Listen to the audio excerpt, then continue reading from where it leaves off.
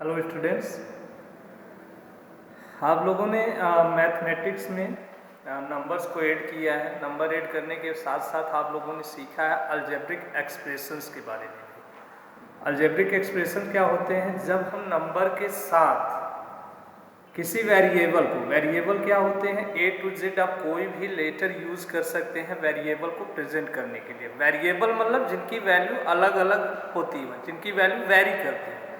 जैसे जब आप इक्वेशन सॉल्व करते हैं तो यक्स की किसी इक्वेशन में वैल्यू 2 आती है, किसी में -5 आती है, किसी में 10 आती है, किसी में 1। हाँ, तो एक्स की वैल्यू डिफरेंट होती है। एक्स की जब वैल्यू वेरी कर रही हो, अलग अलग वैल्यू आ रही हो, तो उसे हम लोग बोलते हैं वेरिएबल। ये A to Z letter English alphabet का कोई भी यूज़ कर सकते हैं। ठीक है, ये आप लोग जानते हैं। तो अलजेब्रिक एक्सप्रेशन में सारा समझा था। एक बार हम जल्दी से बस केवल पीछे का देख लेते हैं ताकि वहां से चीजें आपकी क्लियर हो। तो हम लोग पढ़े थे algebraic expressions. Algebraic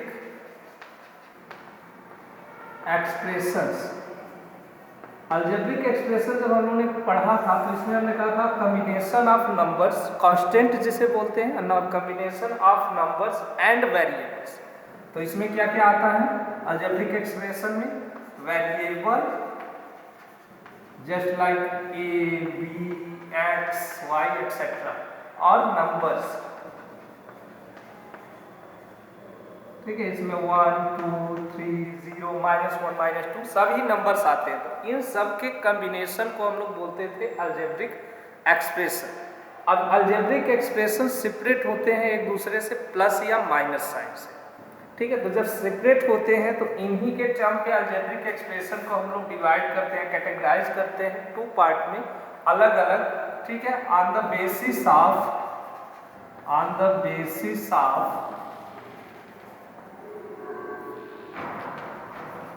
terms and on the basis of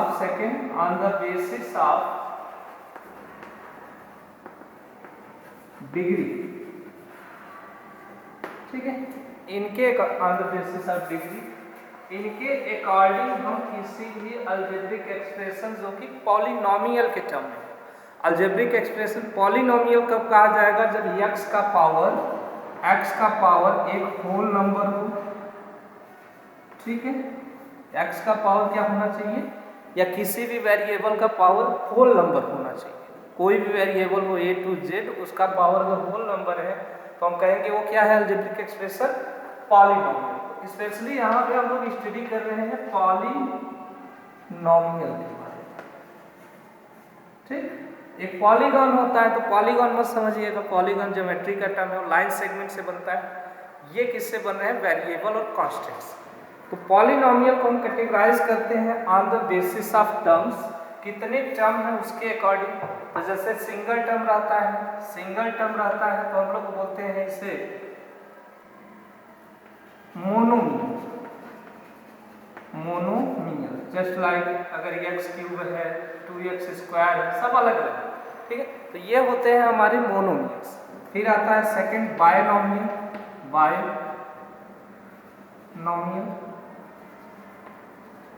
इसमें 2 टर्म्स हो जाते हैं। बायनोमियल में 2 टर्म्स हो जाते हैं। जैसे ये हो जाएगा x³ + 5, 2x² + 3y, इस टाइप से। ठीक है, जिसमें 2 टर्म होंगे वो हो जाएगा हमारा बायनोमियल, और जिसमें 3 टर्म्स हो जाएंगे वो हो जाएगा हमारा ट्राइनोमियल। हाँ, just like x + y + z, ऐसा सिंपल है। x y + y + z, यहाँ ये अलग टर्म है, ये अलग टर्म है, ये अलग टर्म है। टर्म्स कब अलग होते हैं? जब बीच में प्लस या माइनस का साइन है। जैसे अगर आपको कोई लिख के दे दे 2xyz, तो ये ट्राइनोमियल नहीं है, ये सभी टर्म एक दूसरे से कनेक्टेड हैं। ठीक है, बीच में मल्टीप्लाई का साइन आप यूज कर सकते हैं। तो मल्टीप्लाई और डिवाइड का साइन पॉलिनोमियल के टर्म्स को अलग नहीं करता है। पॉलिनोमियल के टर्म अलग होते हैं प्लस या माइनस।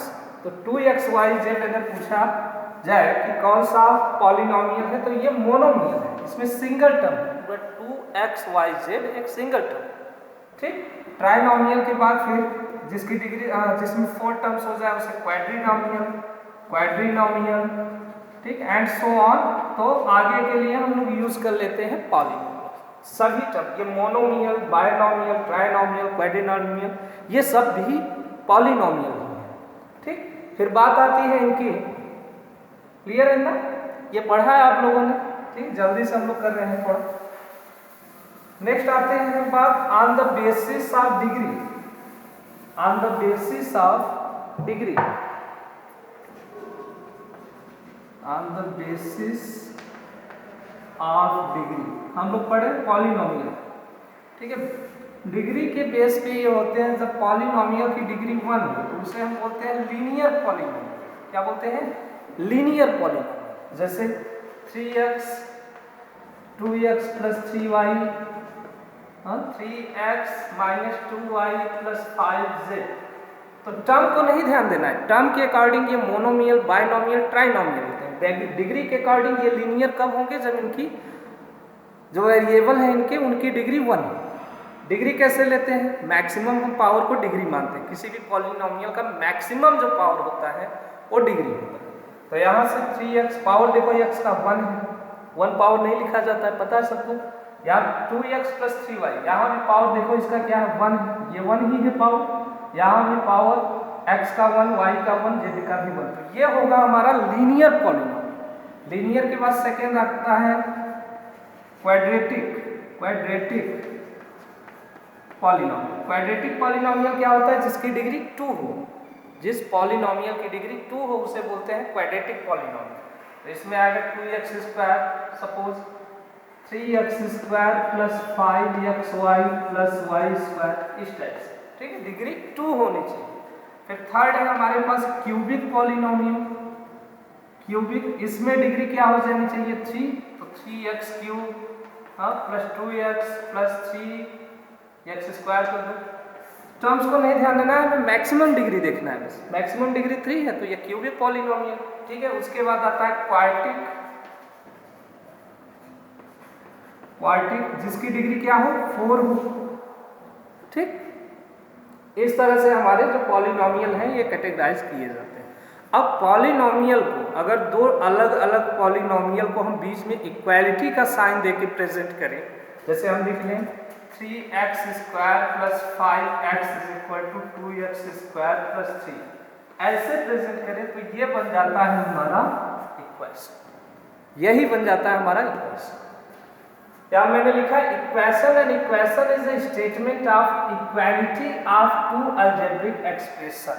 इक्वेशन क्या होता है? स्टेटमेंट ऑफ इक्वालिटी किसका?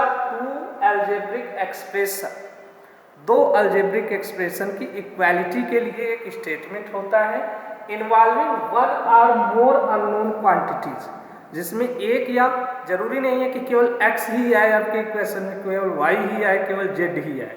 तो इसी के लिए involving one or more unknown quantities, एक या एक से अधिक अननोन क्वांटिटीज हो सकती हैं। अननोन क्वांटिटीज को हम लोग वेरिएबल कहते हैं, कॉल्ड वेरिएबल। तो इक्वेशन समझ में आया? An equation is the statement of equality of two algebraic expressions involving one or more unknown quantities called variables. Clear?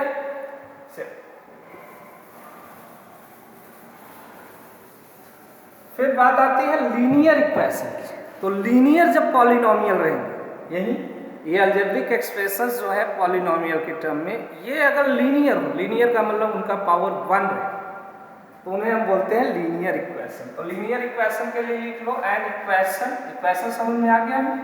An equation involving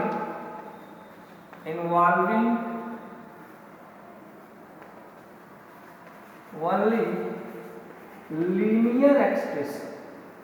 linear expression में जिस एक्सप्रेशन का पावर या डिग्री 1, लीनियर एक्सप्रेशन पूरा लिखेंगे तो linear algebraic expression, algebraic expression की बात हो रही है। Linear expression is a linear equation जिसमें केवल लीनियर एक्सप्रेशन हो, अलजेब्रिक, या लिख दे रहे हैं लीनियर अलजेब्रिक एक्सप्रेशन, जिसमें केवल लीनियर अलजेब्रिक एक्सप्रेशन होता है, उसे हम बोलते हैं लीनियर इक्वेशन। जैसे आपके पास 3x plus 2y is equal to 7 minus 3z। ठीक है, टर्म को अभी मत देखो, ये देखो कि इनकी डिग्री क्या है, सभी टर्म्स की, सभी वेरिएबल की डिग्री क्या है, 1। x की डिग्री 1, y की डिग्री 1, z की डिग्री 1। तो जब ये लीनियर टर्म में रहे, लीनियर एक्सप्रेशन रहे, तो ये ऐसे इक्वेशन हमारे कहे जाते हैं लीनियर इक्वेशन। क्या कहे जाते हैं? Linear equation. ठीक है, अब लीनियर इक्वेशन जब बनता है तो इसमें टर्म्स जब वेरिएबल हम लोग यूज करते हैं उनके अकॉर्डिंग इन्हें कैटेगराइज किया गया है डिफरेंट पार्ट में। तो इसमें से फर्स्ट है हमारे पास linear equation in one variable, linear equation in one variable. ये क्या होता है? ऐसा लीनियर इक्वेशन जिसमें केवल एक ही वेरिएबल, जैसे x है केवल x ही रहे, y है तो केवल y रहे, x और y एक साथ न रहे, a और b एक साथ न रहे, ऐसे इक्वेशन कहे जाते हैं linear equation in one variable. अभी तक आप लोगों ने जितना भी लीनियर इक्वेशन क्लास 8 तक पढ़ा है, सभी linear equation in one variable पढ़े थे। ठीक है, आपने जैसे पढ़ा 3x plus 2 is equal to 7x, ऐसा x दो बार है ये मैटर नहीं करता है, दोनों बार x है, एक ही वेरिएबल है, और किस टर्म में है? लीनियर टर्म में, मतलब डिग्री इनकी क्या है? 1। तो ये इक्वेशन हो जाएगा हमारा linear equation in one variable. Clear है? इसका जो स्टैंडर्ड फॉर्म होता है, स्टैंडर्ड फॉर्म ये होता है ax plus b is equal to 0, ax plus b is equal to 0, standard form of linear equation in one variable. फिर अगर इसी में हम वेरिएबल की संख्या बढ़ा दें, जैसे 2 वेरिएबल कर दें, तो हमारा बन जाएगा लीनियर इक्वेशन इन 2 वेरिएबल्स। इसमें ऐसा इक्वेशन लिखने हैं जिसमें वेरिएबल की नंबर कितनी होनी चाहिए? 2, और दोनों वेरिएबल कैसे होने चाहिए? लीनियर। ठीक है, इन्हें लीनियर इक्वेशन क्यों कहा जाता है अभी हम बताएंगे बाद में। ठीक है, पहले बेसिक समझ लो, लीनियर इक्वेशन इन्हें क्यों कहा जाता है, इसके पीछे भी रीजन है। ठीक, हम जब ग्राफ पे प्लॉट करते हैं तो इनसे एक स्ट्रेट लाइन बनती है, इसलिए लीनियर इक्वेशन करते हैं। ठीक है, अभी उसके बारे में चर्चा करेंगे। लीनियर इक्वेशन इन 2 वेरिएबल को हम लोग लिखते हैं जैसे 3x प्लस 7, या 3 ही ले लो, y इज इक्वल टू 7, या आप लिख सकते हैं ax plus by is equal to 10। हाँ, इस तरह से कोई भी नंबर लिखें, मान लो -3/2x plus 1/4y plus 10 is equal to 0। तो ये सभी क्या है? Linear equation. और सभी में देखो वेरिएबल की संख्या 2 है, यहाँ पे x y 2 वेरिएबल यूज हुए, यहाँ a यहाँ पे नंबर्स है, यहाँ पे a इंटीजर्स है। ऐसा जब आएगा क्वेश्चन तो a को माना जाएगा कि ये सब इंटीजर्स है। ठीक है, या रेशनल नंबर्स है। x एंड y 2 वेरिएबल यहाँ पर भी है, यहाँ x y 2 वेरिएबल यहाँ पर भी है। a और b का भी देख लो, जैसे 3a is equal to 7b plus 5, ये भी है। इसमें वेरिएबल क्या हो जाएंगे? a और b। तो ये हो गया हमारा लीनियर इक्वेशन ऑफ 2 वेरिएबल्स। इसका स्टैंडर्ड फॉर्म होता है बच्चों ax plus by plus c is equal to 0, ax plus by plus c is equal to 0। ये है लीनियर इक्वेशन इन 2 वेरिएबल का स्टैंडर्ड फॉर्म। मतलब कभी भी स्टैंडर्ड फॉर्म में लीनियर इक्वेशन लिखने के लिए बोलेगा तो आप लोग उसे ax plus by plus c is equal to 0 के फॉर्म में लिखेंगे। ठीक है, क्लियर है इतनी बात? चलिए इरेज कर दे।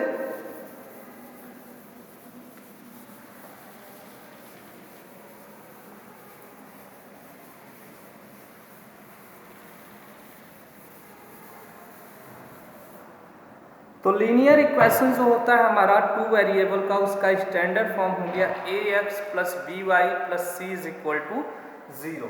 यहाँ पे ध्यान देना, मैं जहाँ पे linear equation in one variable लिखूंगा वहाँ LE1 भी लिखूंगा। ठीक है, linear equation in one variable. Two variable के लिए मैं लिखूंगा LE2V। तो यहाँ कंफ्यूज मत होना, ये कुछ नहीं, बस है linear equation in one variable, linear equation in two variable. आप लोग जब भी लिखेंगे पूरा पूरा कंप्लीट लिखेंगे, linear equation in one variable, linear equation in two variable, ठीक।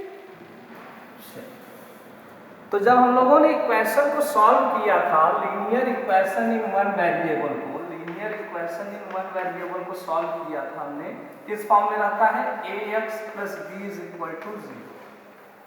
इसे जब हम लोगों ने सॉल्व किया था तो हमने देखा था x का एक यूनिक सॉल्यूशन आया था, x का सॉल्यूशन यूनिक था।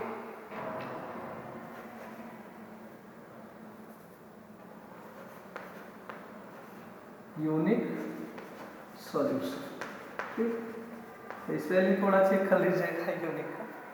तो लीनियर इक्वेशन यूनिक सॉल्यूशन देता है। जैसे आपके पास कोई भी इक्वेशन है 3x + 5 = 2x/3 - 7, ऐसा इक्वेशन, इसे जब सॉल्व करेंगे तो x का केवल एक ही वैल्यू आएगा, इसी को बोलते हैं यूनिक सॉल्यूशन। लीनियर इक्वेशन को जब भी हम लोग सॉल्व करते हैं तो उसका सॉल्यूशन एक ही सिंगल टर्म में आता है, जिसे हम लोग बोलते हैं यूनिक सॉल्यूशन। तो लीनियर इक्वेशन के पास हमेशा एक यूनिक सॉल्यूशन होता है। अब बात करते हैं linear equation in two variable. तो linear equation in two variable ये किस फॉर्म में रहता है, ax + by + c = 0।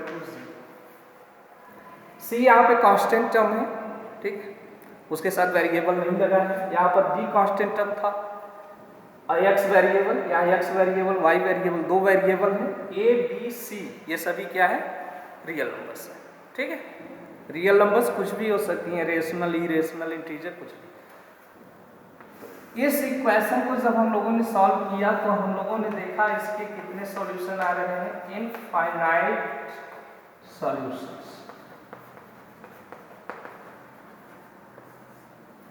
मतलब इस linear equation of two variable का एक यूनिक सॉल्यूशन न होके इनफाइनाइट इसके मेनी सॉल्यूशन आते हैं।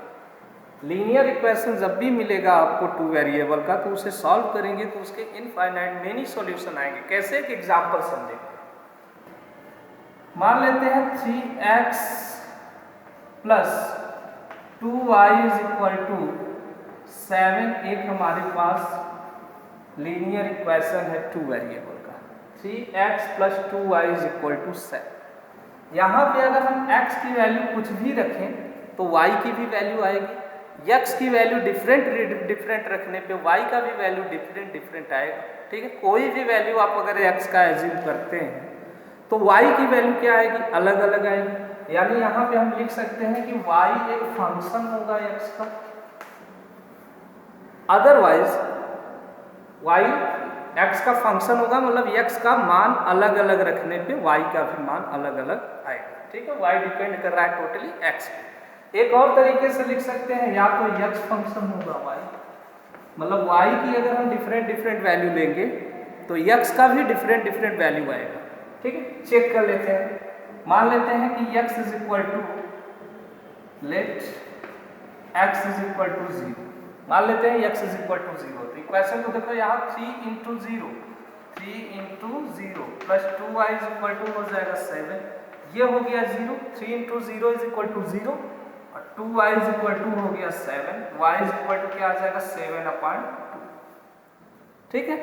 सेम ऐसे ही अगर x की वैल्यू 1 रखते हैं, इफ x = 1, तो ये इक्वेशन में रखो वैल्यू x का 1, 3 × 1 + 2y = 7, तो ये 3 × 1 3 हो जाएगा, 2y = क्या मिलेगा, 7, 3 इधर आके ट्रांसपोर्ट माइनस हो जाएगा, 7 - 3, तो 2y = आ जाएगा 4, यानी कि y = 2 इधर जाके डिवाइड कर देगा 4 को, y = आ जाएगा 2। मतलब हमारा जो इक्वेशन है लीनियर इक्वेशन टू वेरिएबल, इसमें x की जितने वैल्यू रखेंगे, इनफाइनाइट वैल्यू रख सकते हैं हम, कोई भी रियल नंबर लेके कोई भी वैल्यू रख सकते हैं, तो वो वैल्यू रखने पर y के भी इनफाइनाइट वैल्यू आएंगे। इस प्रकार से linear equation of to variable के सॉल्यूशन कितने होते हैं, इनफाइनाइट, ठीक। अब ये जब पेयर में आएंगे, क्लास 9 में नहीं क्लास 10 में है, जब ये इक्वेशन पेयर में आएंगे तो उनके सॉल्यूशन के लिए कंडीशन अलग अलग है। वो अगर लाइन दोनों पैरेलल जाएगी, दोनों लाइन पैरेलल होगी, ये लीनियर इक्वेशन एक लाइन को रिप्रेजेंट करता है 2 वेरिएबल का, और लीनियर इक्वेशन ऑफ 1 वेरिएबल एक पॉइंट को प्रेजेंट करता है। अभी हम इसे ग्राफ से बता देंगे आपको। तो जब दोनों लाइन पैरेलल होगी तब दूसरा इनफाइनाइटली मेनी सॉल्यूशन हो जाएगा। अगर लाइन इंटरसेक्ट कर रही है, ठीक है, लाइन इंटरसेक्ट कर रही है एक दूसरे को, तो उनका जो है एक यूनिक सॉल्यूशन होगा। लाइन एक दूसरे से केवल दूर भाग रही है, ठीक है, तो उनका कोई सॉल्यूशन नहीं होगा। ठीक, ऐसा 2 वेरिएबल और पेयर में ही, मतलब 2 इक्वेशन दिए हुए, लीनियर इक्वेशन और 2 वेरिएबल के 2 पेयर दिए हुए, वहां पे सॉल्यूशन की बात आएगी। यहाँ पे अभी क्लास 9 में हम लोग देखेंगे केवल सिंगल पेयर, ओनली 1 पेयर नहीं, only 1 equation of linear equation of 2 variable.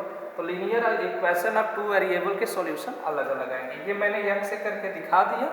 ऐसे ही y की वैल्यू डिफरेंट लेंगे तो x की भी वैल्यू अलग अलग आएगी। तो आप x की वैल्यू रखो चाहे y की वैल्यू रखो, दोनों के वैल्यू से कई सॉल्यूशन मिल रहे हैं आपको। इसीलिए a linear equation of 2 variable has infinite many solution, कई सॉल्यूशन होते हैं।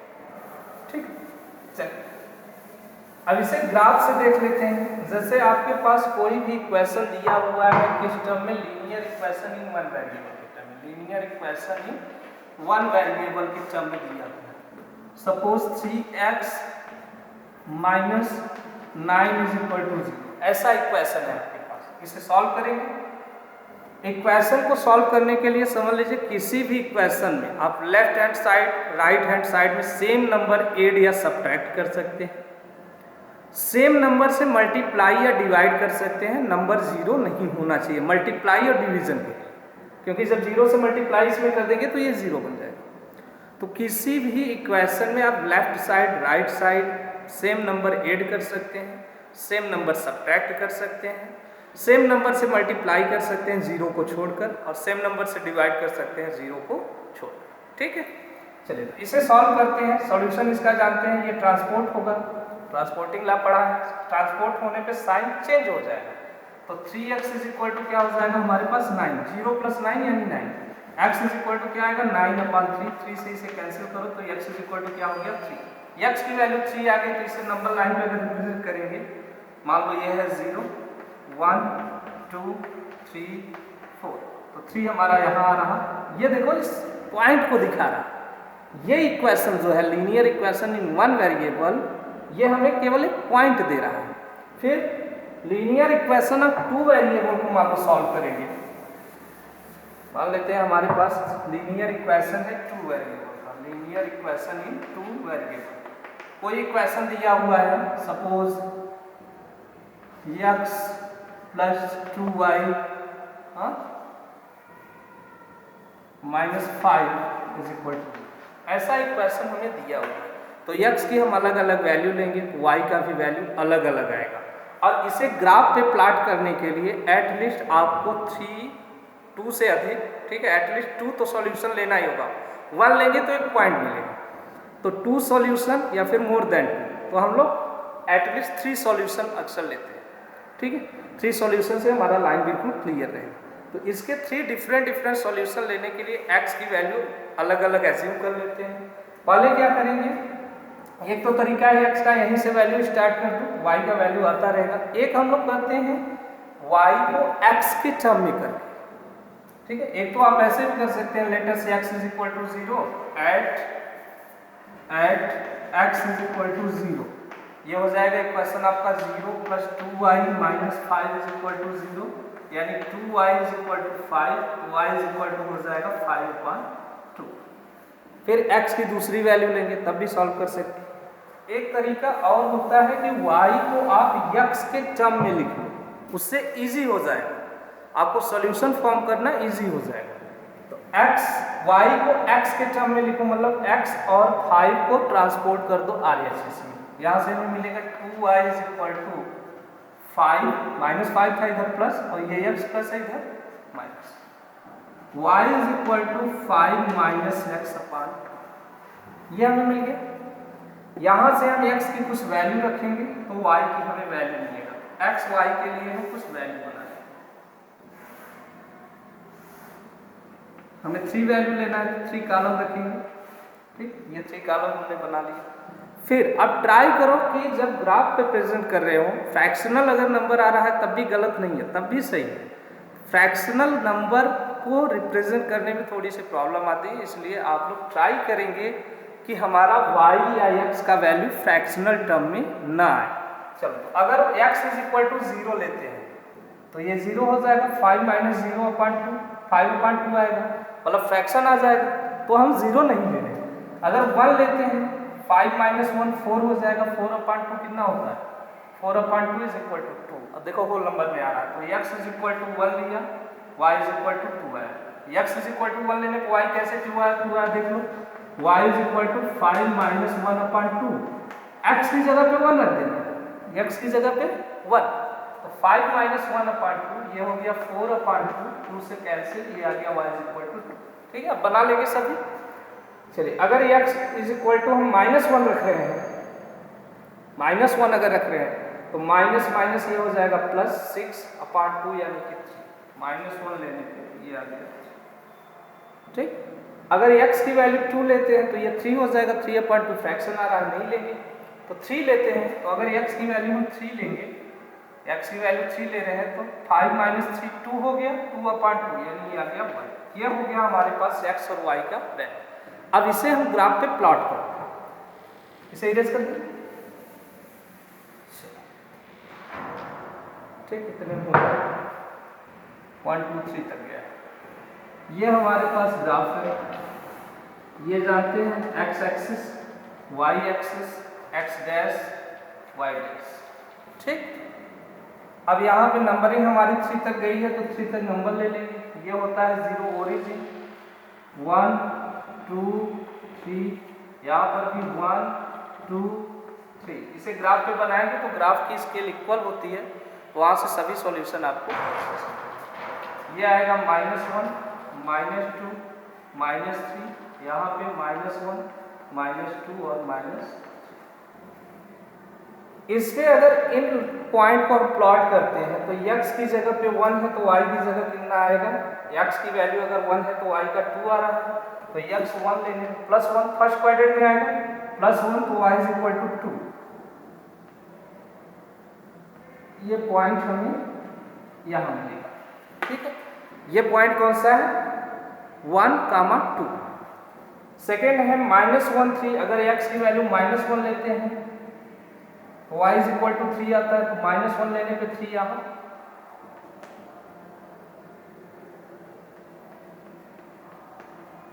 ये हो गया -1 और 3। फिर x की वैल्यू अगर 3 लेते हैं तो y 1 आएगा, 3 ले लो तो y 1 आ रहा है, ये पॉइंट हमें मिलेगा यहाँ। अब देखो, इन पॉइंट्स को अगर हम ज्वाइन कर दें, इन पॉइंट्स को अगर ज्वाइन करेंगे, ठीक, ये ग्राफ पे करेंगे तो बिल्कुल एग्जैक्ट पॉइंट मिलेगा। ये पॉइंट हमारा था 1, 2, ये पॉइंट था हमारा -1, 3, और ये पॉइंट था 3, -1। इन सभी पॉइंट को जब हमने मिलाया तो हमें जो ग्राफ का कर्व मिला, ये लाइन मिला, ये एक स्ट्रेट लाइन मिला।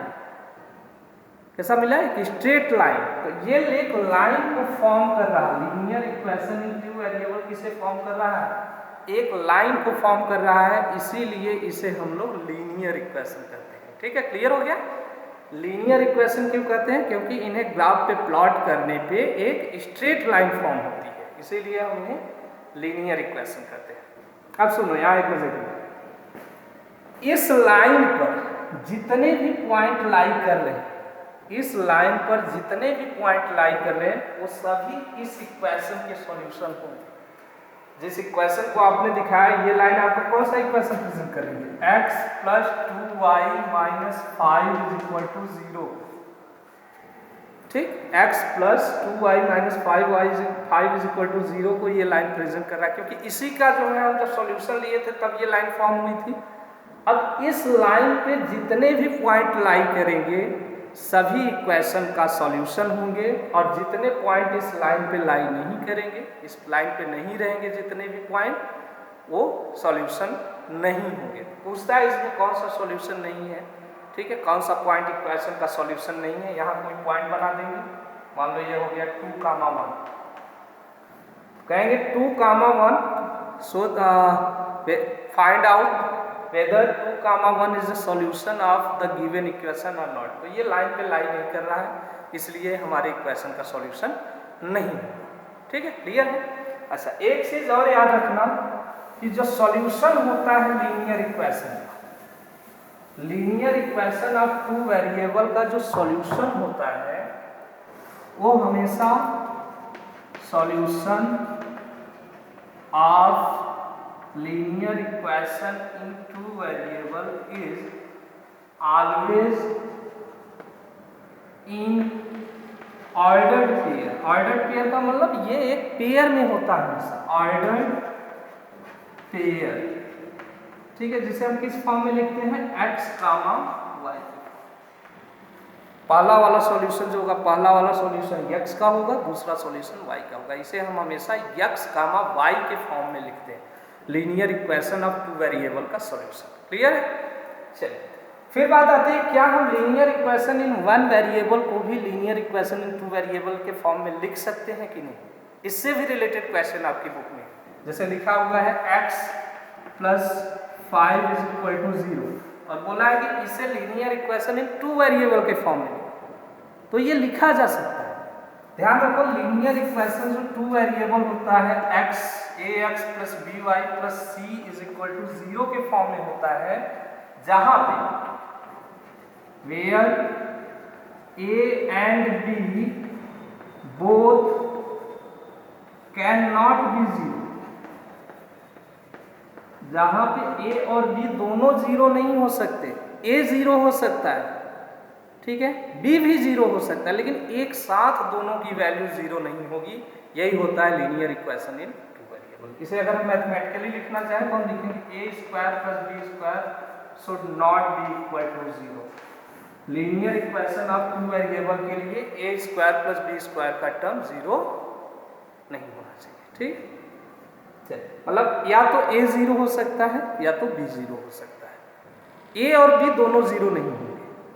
तो अगर linear equation in one variable हम देखें ध्यान से, ax + b को, मान लो कोई लीनियर इक्वेशन है 3x = -5 और इसे हमें कहा है कि इसको linear equation in two variable के फॉर्म में लिखो। तो यहाँ पे x तो हमारे पास है, स्टैंडर्ड इक्वेशन देखो किस फॉर्म में होना चाहिए, linear equation in two variable किस फॉर्म में होना चाहिए, ax + by + c = 0। यहाँ पे हमारे पास x है, y नहीं, y में अगर हम 0 से मल्टीप्लाई कर ले, मतलब b की वैल्यू 0 ले लें, a 0 हो सकता है, b भी 0 हो सकता है, a और b एक साथ 0 नहीं हो सकता। तो b की वैल्यू अगर 0 ले लें तो हमें y मिल जाएगा। इसे हम लिख सकते हैं 3x + 0 × y = -5। अब भी देखो ये स्टैंडर्ड फॉर्म में नहीं है, ये है ax + by = c के फॉर्म में। हमें करना है ax + by + c के फॉर्म में। तो -5 इधर से ट्रांसपोर्ट कर दूं, मिल जाएगा 3x + 0 × y = ये -5 इधर आएगा, +5 = ये हो गया हमारा linear equation in two variable के फॉर्म में। ठीक, तो linear equation in one variable को हम linear equation in two variable के फॉर्म में रिप्रेजेंट कर सकते हैं। क्लियर है। चलिए अब बात आती है कि लीनियर इक्वेशन तो केवल पॉइंट को प्रेजेंट कर रहा था, टू वेरिएबल हमारा लाइन को प्रेजेंट कर रहा है, तो ये कैसे होगा, ये भी होगा बच्चों। और इसमें जब भी x या y किसी एक टर्म का वैल्यू 0 होगा तो वो लाइन ग्राफ पे एक्सिस के पैरेलल जाएगा। x अगर = 0 होगा, x की वैल्यू 0 होगी तो y एक्सिस के पैरेलल होगा, और अगर y का वैल्यू 0 है तो x एक्सिस के पैरेलल। ठीक है, क्लियर है।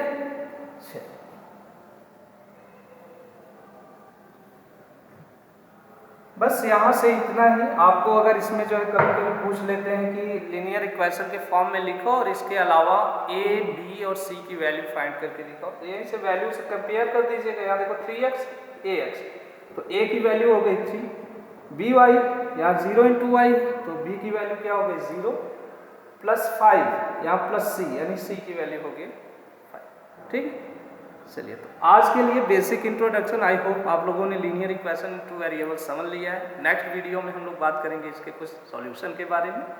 ठीक है, तो पढ़ते रहिए। Thank you so much.